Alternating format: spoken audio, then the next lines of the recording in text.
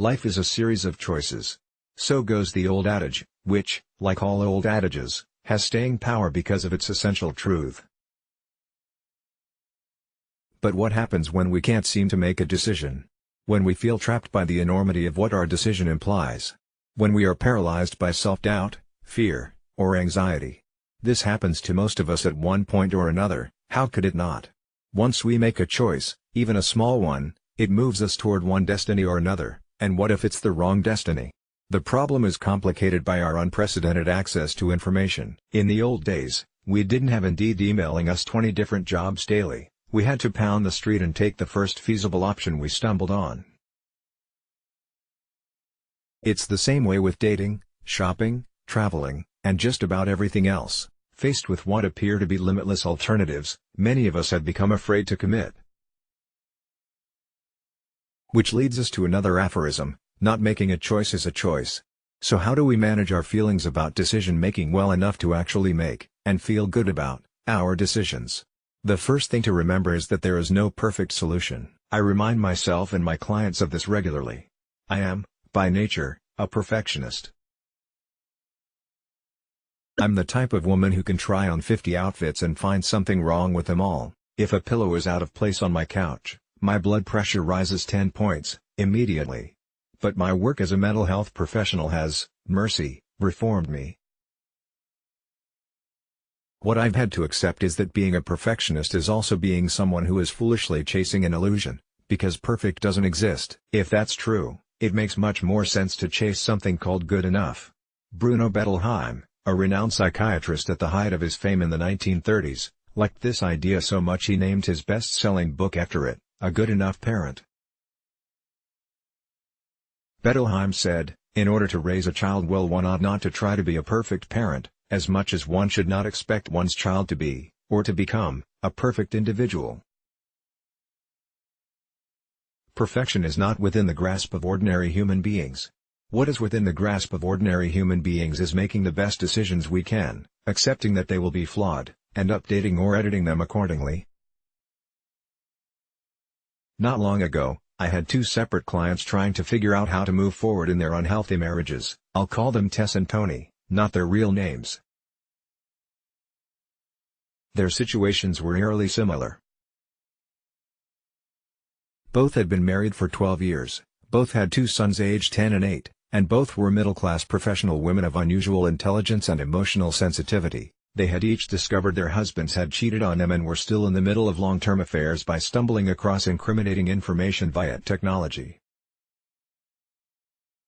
When caught, their husbands vehemently denied these affairs, flying into dangerous rages. Instead of being contrite, they were angry and turned to gaslighting. The wives were faced with the tough decision: should I stay or should I go?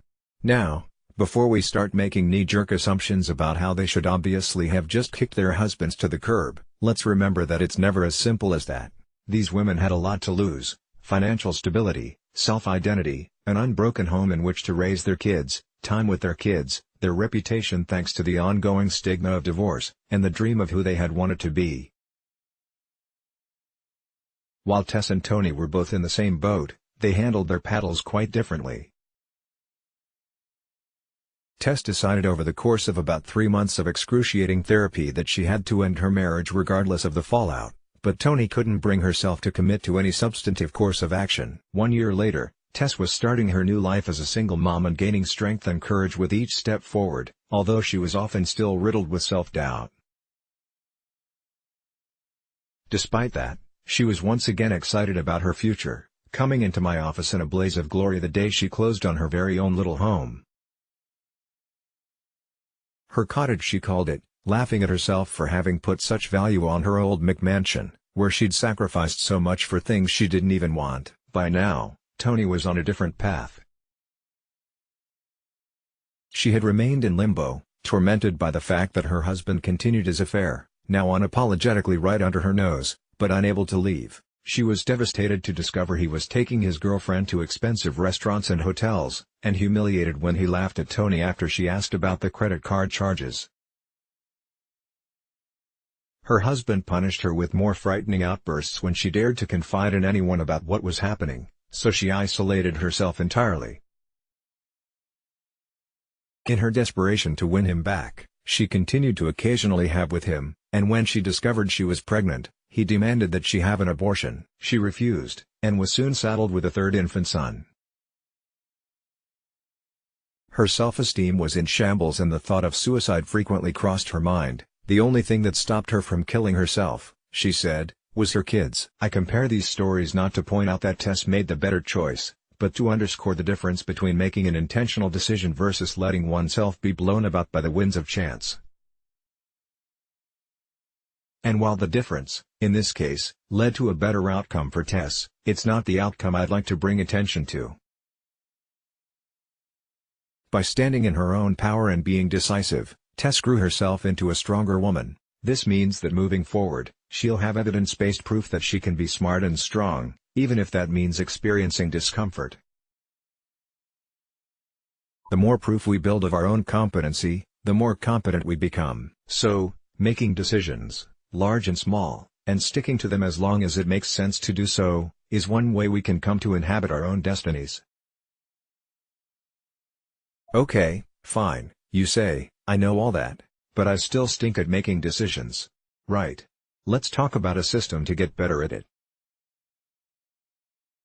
First things first, when we have a decision to make, we usually have a couple of front-running ideas from which to choose. In Tess and Tony's case, it boiled down to whether or not to stay in their marriages. Whether the decision you have to make is large or small, establish the top two options, then, vet your two ideas. Run through, as best you can, how making one choice and then the other will impact you. Of each, ask yourself, will this serve me in the long run? Is fear or laziness or lack of information the only thing keeping me from making this choice? If it is one of these, can I face my fear, energize myself, or get more information? Do I have the skills, ability, and resources to make this choice? If I don't, can I acquire them? When I tune into my heart rather than my mind, how do I feel about each choice? Is there one that sparks hopefulness and excitement in me despite seeming potentially quite difficult? Remember, there is no perfect choice. The trick is to pick the better one, even if it's only better by a slight margin. After you've settled on one or the other, you might give yourself a time frame within which to commit to it 100%. Sometimes, the act of stating our intention to do one thing suddenly makes us realize we really wanted to do the other thing. If that happens, decide on a date and time by which you will decide. Between a day and a week should be sufficient. When you get to your deadline, force yourself to make a choice and move beyond the crossroads. The most important thing to do now is take action. The time for contemplation has temporarily ended. We must shift gears and do something tangible that supports our choice. If our endgame is smaller, that may only require a single dedicated action, but if it's larger, it may require weeks, months, or even years of sustained and intentional activity. I often use the example of writing a book. After I decided to write a book, an agonizing decision because I was terrified I wouldn't be able to do it, or do it well, I then resolved to write a page a day until I had a complete rough draft. For the next year or so I did this, skipping days here and there because I am human, but getting back on track and not dwelling on my failure when I did. When I finally had a big, unruly mountain of rough words the approximate length of a book, I didn't waste any time. I sorted out which action to take next to support my ultimate goal and got to work on the rewrite. Eventually I was the author of a whole, real book. The moral of the story? If you write a page a day, or rather do something small but specific that contributes to your goal, you will eventually get where you want to be. If you skip a day, don't fret. Just get back to it the next. If you find you keep skipping lots of days regardless of how disciplined you try to be, then it might be time for the next step, reevaluation. Sometimes, no matter how carefully we consider a decision, we can make the wrong one. Of course we can. And it's nothing to worry about. We just need to take a deep breath and start at the beginning again. What are our top two choices now? Are they different than the original two that we grappled with? If so, we can wonder why, and what has changed. Have we learned something about ourselves that makes us see things in a different light? Have we learned something about our original goal that makes it no longer feasible? Take a look at all the data, vet the current two choices, give yourself a deadline, decide on a direction, and get moving. This may sound overly simplistic, and that's exactly the point. Boiling things down to the fundamentals and refusing to get caught up in endless reflection or obsessive thinking is key if we want to get unstuck. It takes courage to do this. It takes courage to release the idea of perfection, and courage to dedicate all of ourselves to a potentially flawed idea, but doing anything less means our decisions are based in fear, and living in fear will never get us where we want to be. By becoming the type of person who can make a decision and stick with it, we also become the type of person who trusts themselves, and anyone who trusts themselves is unstoppable. The decision to become your own hero is yours. What will you decide? Let's block ads. Why?